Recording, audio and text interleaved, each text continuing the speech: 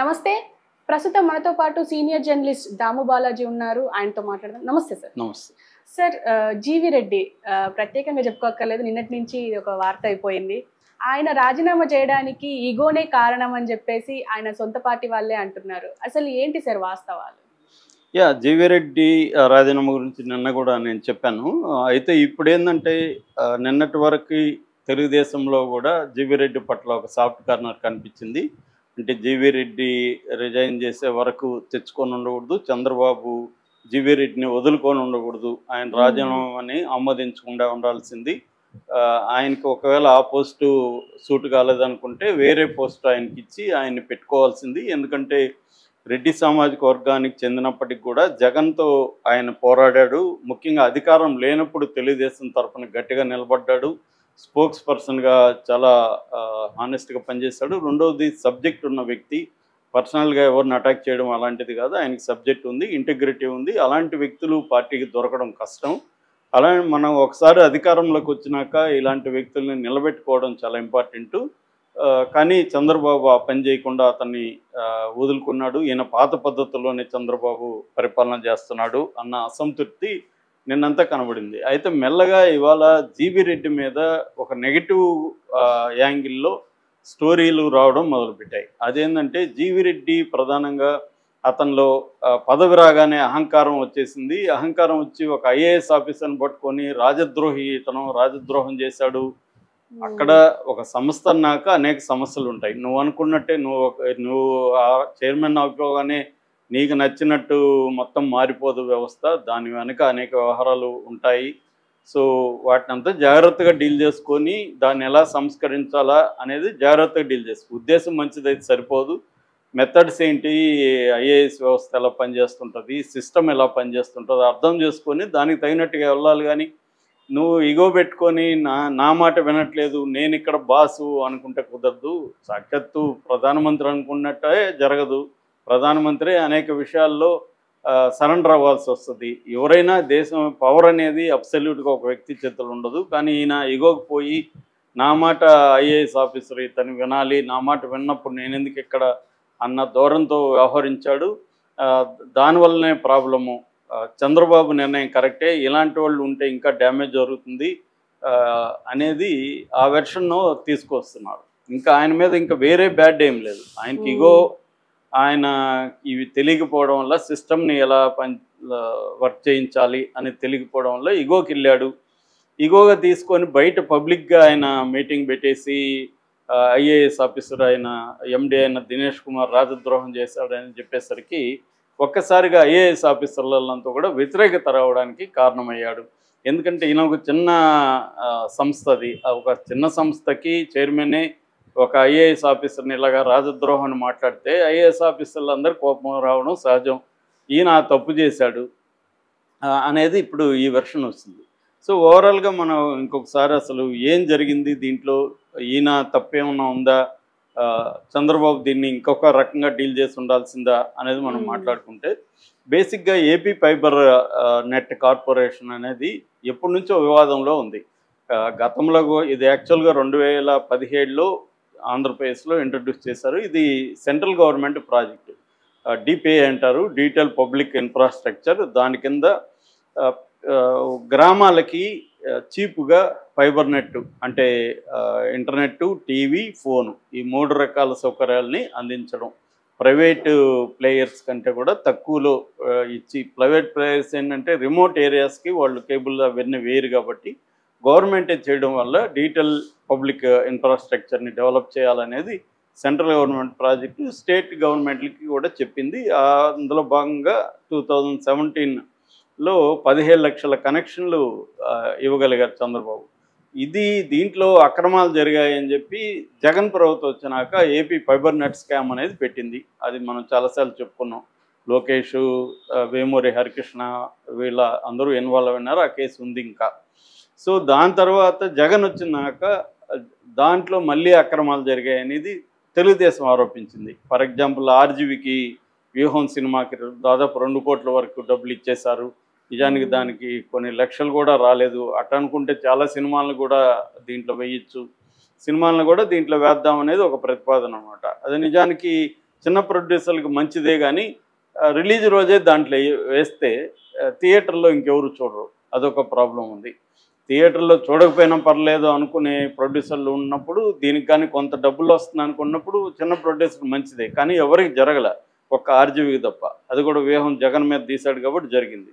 So ఇది బయటకు వచ్చింది. దాని తర్వాత వీళ్ళు అధికారంలోకి ఫామ్ అయినాక కూడా చంద్రబాబు దీని మీద విజిలెన్స్ కమిటీ వేశాడు. విజిలెన్స్ కమిటీ కూడా దీంట్లో అనేక అక్రమాలు ఉన్నట్టుగా బయటపెట్టింది.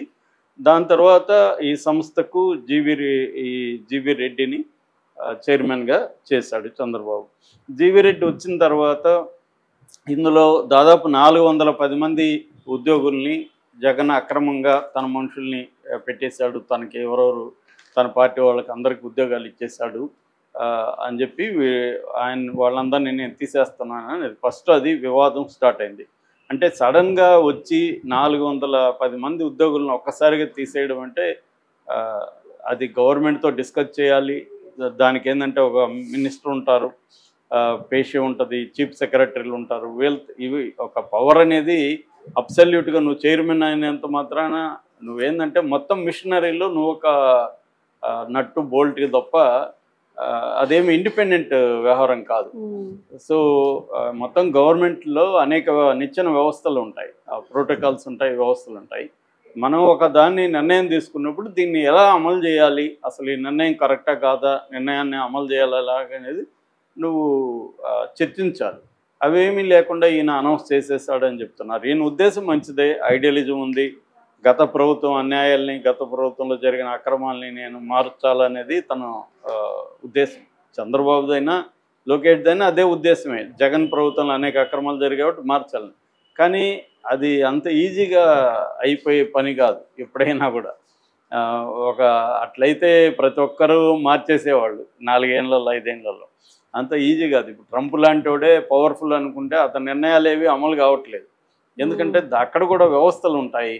ఒక నిర్ణయం తీసుకుంటే దాని రియాక్షన్ రకరకాల వ్యవస్థలో భాగంగా ఉంటారు తప్ప నేను ప్రధానమంత్రి, నేను ముఖ్యమంత్రి, నేను మార్చేస్తా మొత్తం అంటే జరగదు. అట్లా జరగకూడదనే అనేక వ్యవస్థలని డెమోక్రసీలో పెట్టారు.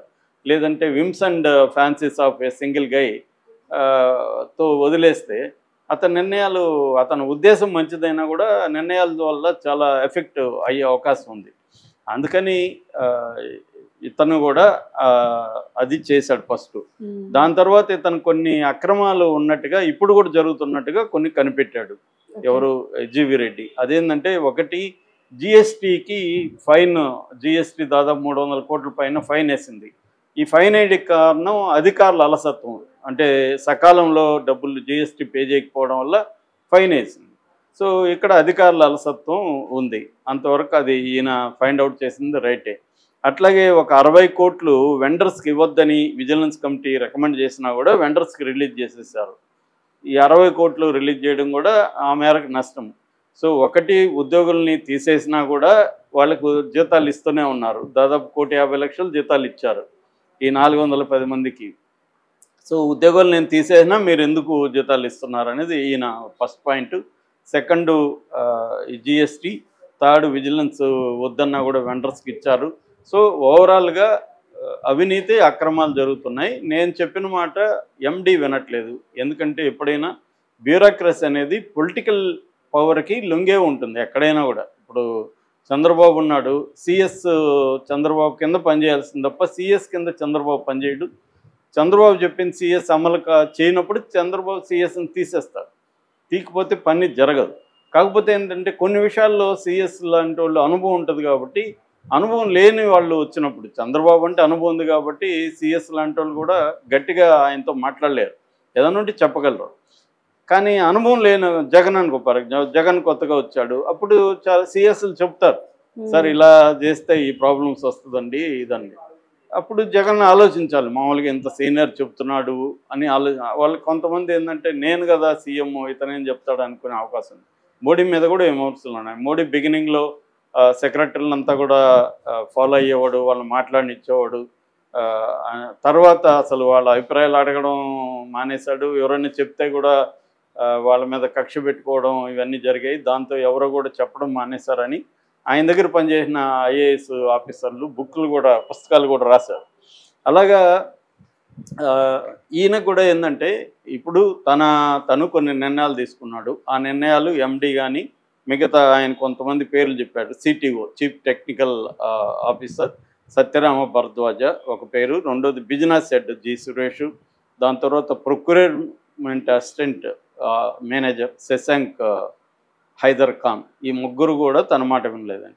అంటే మనకు ఓవరాల్గా అర్థమయ్యేది ఏంటంటే ఒక పొలిటికల్ హెడ్ చెప్పిన ఆయన తీసుకున్న నిర్ణయాల్ని ఐఏఎస్ ఆఫీసర్లు కావచ్చు లేకపోతే బ్యూరోక్రాట్ కావచ్చు వీళ్ళు అమలు చేయలేదు. ఇది క్రైసిస్. దీన్ని ఎలా సాల్వ్ చేయాలి అనుకున్నప్పుడు ఫస్ట్ ఓపిక ఉండాలి. అంటే మనం చెప్పిందే జరగాలి.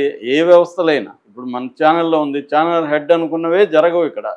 ఆయన అనుకోవచ్చు కానీ అనేక సమస్యలు ఉంటాయి. సో ఆయన చర్చించి దీన్ని ఎందుకు జరగలేదు ఏంటి సమీక్షించుకొని కొన్ని అభిప్రాయాలు తెలుసుకొని వెళ్తూ ఉండాలి.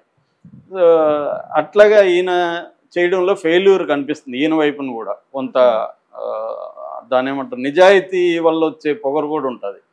సో నేను ఒక సీనియర్ ఐఏఎస్ ఆఫీసర్ని ఒకసారి ఇదే అడిగాను. ఆయన సిన్సియర్, హానెస్ట్, ఆయన కలెక్టర్గా చాలా జిల్లాలు పనిచేశాడు, మంచి పేరుంది. ఆయన అనేక వ్యవస్థలను మార్చాడనే పేరుంది. ఆయనతో మాట్లాడినప్పుడు మీరు కరప్ట్ ఆఫీసర్లతో ఎలా డీల్ చేశారని అడిగాను. నేను వాళ్ళ జోలికి వెళ్ళలేదని చెప్పాడు. ఎందుకంటే వాళ్ళ జోలికి వెళ్తే మనల్ని పనిచేయని వాళ్ళు. సో వాళ్ళ కరప్ట్ ఆఫీసర్ని ఇండైరెక్ట్గా డీల్ చేయాలి తప్ప డైరెక్ట్గా వాళ్ళతో ఢీ కొనకూడదు అనేది ఆయన చెప్పాడు. That is called maturity. అంటే వ్యవస్థలో నువ్వు ఒక్కసారిగా సినిమాలు చూసేసి నేను కరప్షన్ మార్చేస్తానంటే కుదరదు కదా. It is deep rooted problem. దానివల్ల దాన్ని నువ్వు ఎప్పుడైతే ఢీకొంటావో నీకు వ్యతిరేకత వస్తుంది, నువ్వు అసలుకే మోసం వస్తుంది. ఇప్పుడు జీవీ రెడ్డి చేసిందే తప్పు అయితే ఏదైతే ఉందో అతనికి అనుభవరాహిత్యం కావచ్చు, నిజంగా కొంత ఈగో కూడా ఉండొచ్చు. ఏదేమైనా అతని నిర్ణయాల్లో తప్పు అయితే కనిపిస్తుంది. తప్పు అంటే ఇక్కడ ఆయన జాగ్రత్తగా డీల్ చేసి ఉంటే కొంత టైం తీసుకొని మెల్లగా దీన్ని ఎలా డీల్ చేయాలి ఏంటి, ఇది ప్రతి చోటు ఉంటుంది. ఇప్పుడు సినిమాలో డైరెక్టర్కి కెమెరామెన్ పడకుండా ఉంటుంది. మనమేమనుకుంటాం డైరెక్టర్దే అన్నీ అనుకుంటాం, కానీ చాలా చోట్ల కెమెరామెన్ డిసిషన్లే ఉంటాయి. డైరెక్టర్ చెప్పింది కెమెరామెన్ ఉండవు, కెమెరామెన్ చెప్పింది ఇంకొకరు వినకపోవచ్చు, సో ఆర్టిస్ట్ వినకపోవచ్చు.